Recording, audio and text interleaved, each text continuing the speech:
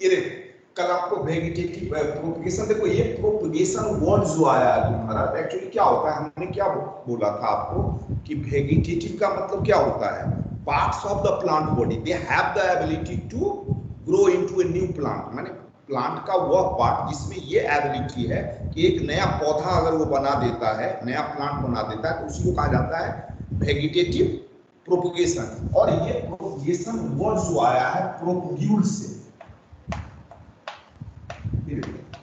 ये प्रोपग्यूल्स का मतलब वही हो गया पार्ट्स, जैसे हमने बोला ना कि प्लांट में या तो ये एबिलिटी तुम्हारा स्टेम में होता है, या तो ये रूट्स में होता है, या तो उसके लीफ में होता है। तो वो पार्ट चाहे वो लीफ का हो या स्टेम का हो या रूट्स का हो, तो उसी पार्ट्स को क्या बोला जाएगा, प्रोपग्यूल्स।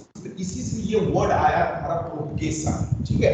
Propagation is nothing that is the reproduction, vegetative reproduction. अब देखो हमने कल आपको बताया था कि वेजिटेटिव रिप्रोडक्शन जो है सो दो तरह से होता है, एक नेचुरल होता है तुम्हारा और एक आपका आर्टिफिशियल होता है, ठीक है। नेचुरल में क्या होता है, कटिंग होता है तुम्हारा, ठीक है, चाहे वो स्टेम कटिंग करो या रूट का कटिंग करो, या नेचुरली मान लो वो लीफ ब्रायोफाइटम का लीफ फॉल हो जाता है मॉइस्चर प्लेस में, वहां से क्या होता है उसके लीफ से न्यू माने प्लांट जो है ग्रो करना शुरू कर देता है। ये आर्टिफिशियल में क्या होता है, तीन मेथड होता है तुम्हारा, एक कटिंग, जिसे हम लोग यहाँ जो फार्मर जो है तुम्हारा पोटैटो खेती देखोगे आलू को काटता है तुम्हारा, ठीक है, तो एक कटिंग होता है तुम्हारा, चाहे वो स्टेम कटिंग हो या रूट कटिंग हो। दूसरा होता है तुम्हारा लेयरिंग, समझ रहे हो। तो लेयरिंग में क्या होता है कि प्लांट देखोगे दो तरह का होता है, एक प्लांट ऐसा होता है कि जिसका ब्रांच जो होता है वो स्ट्रेचेबल होता है, तो उसको क्या करते हो खींच के सॉइल में लाके उसके ऊपर मिट्टी देते हो। एक होता है कि मान लो उसका ब्रांच जो है स्ट्रेच नहीं हो पाता है, वो मूवेबल नहीं होता है, तो वहीं पे ऊपर उसको करके वो मिट्टी बांध देता है, जब तब क्या होता है कुछ दिन के बाद वहां से रूट आता है, तब उस प्लांट को वहां से क्या करता है कट करके फिर दूसरा प्लांट बनाता है। और उसमें एक बताया था तुम्हारा ग्राफ्टिंग, ठीक है। तो ग्राफ्टिंग में क्या होता है तुम्हारा कि एक ही प्लांट पे उसी फैमिली का, उसी सेम फैमिली का डिफरेंट वैरायटी को आप ग्रोन कर सकते हो। तो उसमें जनरली क्या होता है, जो प्लांट आपका रूटेड होता है तो उसको स्टॉक कहा जाता है, और जो न्यू प्लांट उस पर ग्राफ्ट करते हो तो उसको सिकोन कहा जाता है, ठीक है। तो इस तरीके से आपको हमने ये टाइप्स ऑफ वेजिटेटिव प्रोपगेशन बताया थे। अब यहाँ पर क्वेश्चन आता है कि what are the advantage of the vegetative propagation. तो देखो आपके ब्लैक बोर्ड पे लिखा हुआ है एडवांटेज क्या है। तो ये vegetative propagation is nothing just like the asexual type हो गया, ये एसेक्सुअल रिप्रोडक्शन है। दूसरा क्या होता है, ये चीपर होता है तुम्हारा, और रैपिड मोड ऑफ रिप्रोडक्शन होता है। अब देखो ना चीपर क्या होता है कि एक ही प्लांट से उस प्लांट का या तो स्टेम या रूट कटिंग करके आप दूसरा पौधा आप ग्रोन कराते हो, इसलिए इसको कहा जाता है cheaper and rapid mode of the reproduction.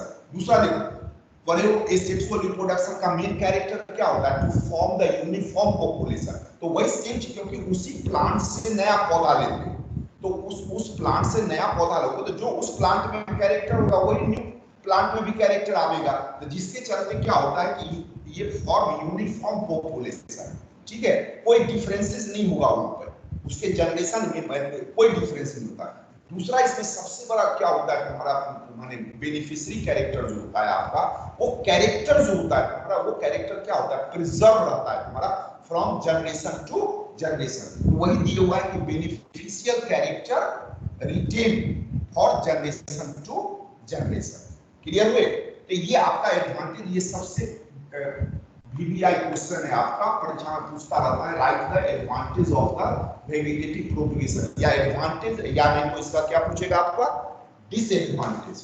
अब थोड़ा सा देखो इसका डिसएडवांटेज क्या हो सकता है।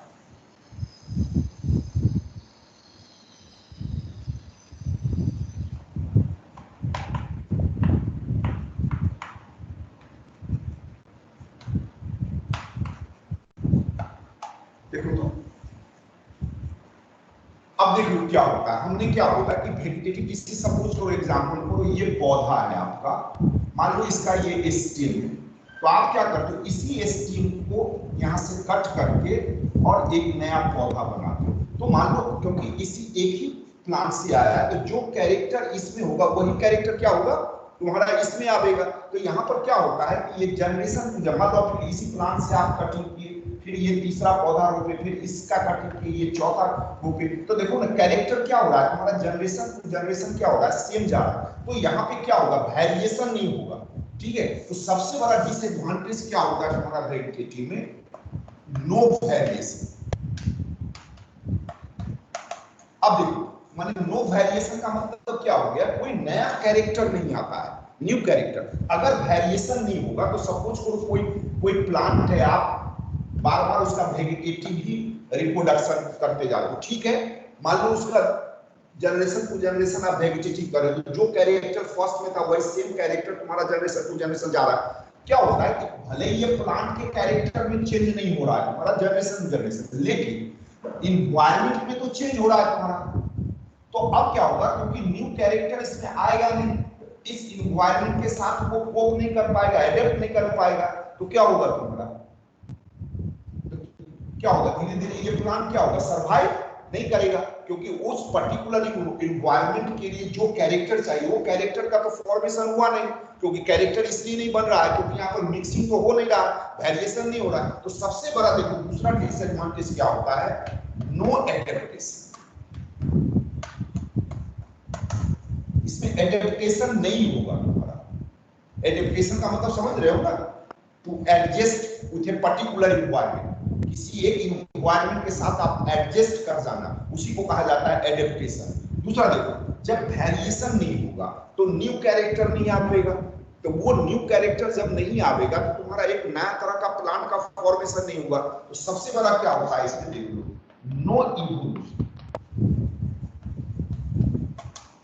ये जो डिफरेंट फॉर्म ऑफ लाइफ जो अर्थ पे देख रहे हो तुम्हारा, सब आदमी पढ़े हो कि इस अर्थ पे कोई एक ही लाइफ आया था, ठीक है, और उसी एक लाइफ से क्या हुआ, तुम्हारा डाइवर्स फॉर्म ऑफ लाइफ का ओरिजिन हुआ। तो ये डाइवर्स फॉर्म ऑफ ओरिजिन कैसे होगा, तो कैसे हुआ, इस वेरिएशन के चलते धीरे धीरे वो वेरिएशन क्या हुआ, एक्यूमुलेट करते चला गया, एक्यूमुलेट करते चला गया। एक समय आया कि वो चाइल्ड क्या हुआ, पेरेंट से डिफर हो गया।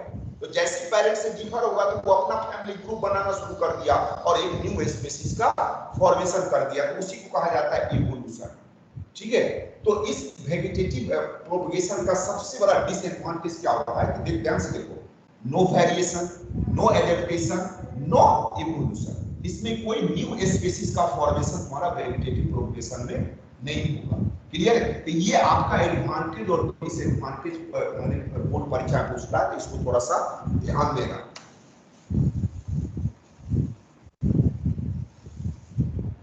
दूसरा देखो, इसी में थोड़ा सा आपको पढ़ना है माइक्रो प्रोपगेशन, और इसी माइक्रो प्रोपगेशन को कहा जाता है देखो टिश्यू कल्चर।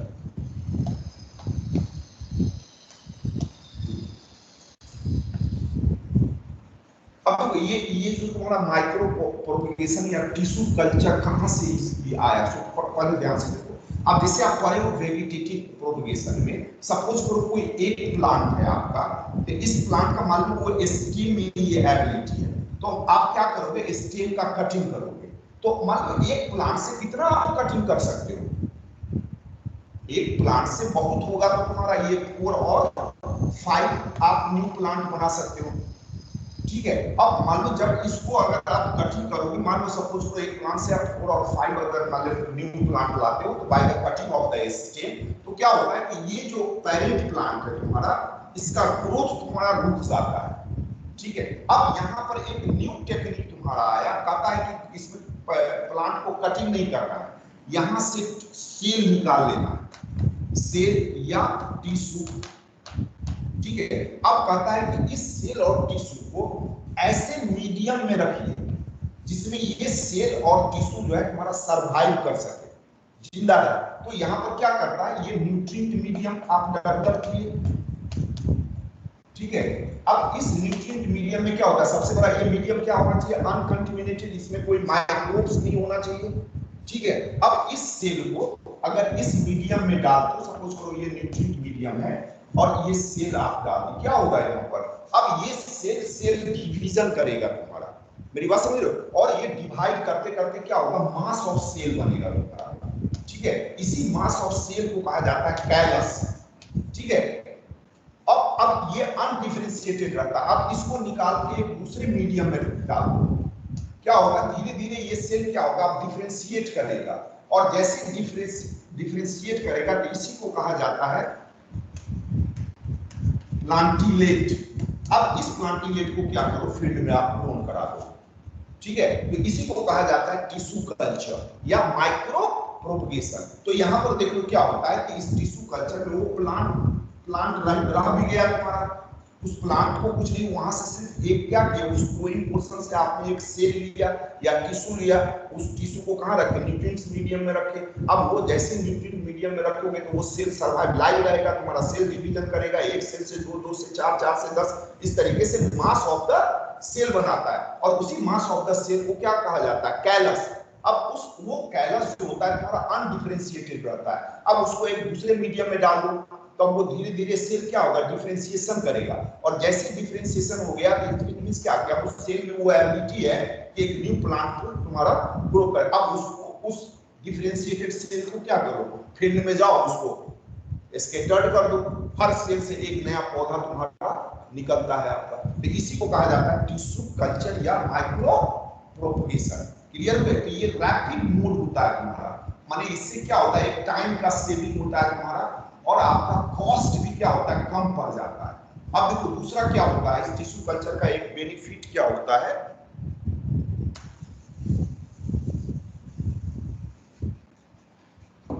अब सपोज करो कोई प्लांट है तुम्हारा, और ये प्लांट जिस इन्वायरमेंट में सरवाइव कर रहा है, अब वो इन्वायरमेंट चेंज होते जा रहा है, जिसके चलते ये प्लांट सरवाइव नहीं कर रहा है, और धीरे धीरे क्या हो रहा है, इस प्लांट का जो भी स्पीसीज है वो क्या हो रहा है, एक्सटिंक्ट होते चला जा रहा है। ठीक है, अब हम चाह रहे हैं कि नहीं ये प्लांट रहे इस अर्थ पे, तो हम क्या करेंगे, इसका सेल लेके और टिश्यू कल्चर करके लेबोरेटरी में रख देंगे।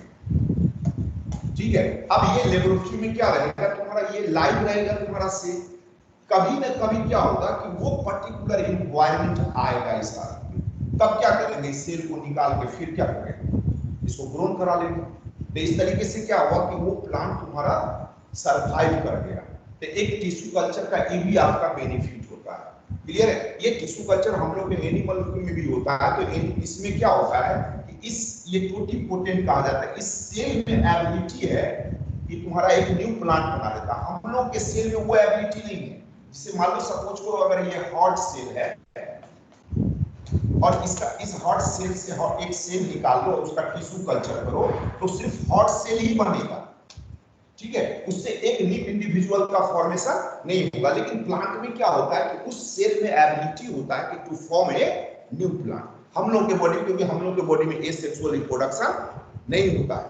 क्लियर है? ये टिश्यू कल्चर में एक न्यू प्लांट के लिए तुम्हारा क्या होगा, वो एसेक्सुअल रिप्रोडक्शन मस्ट उसमें होना चाहिए।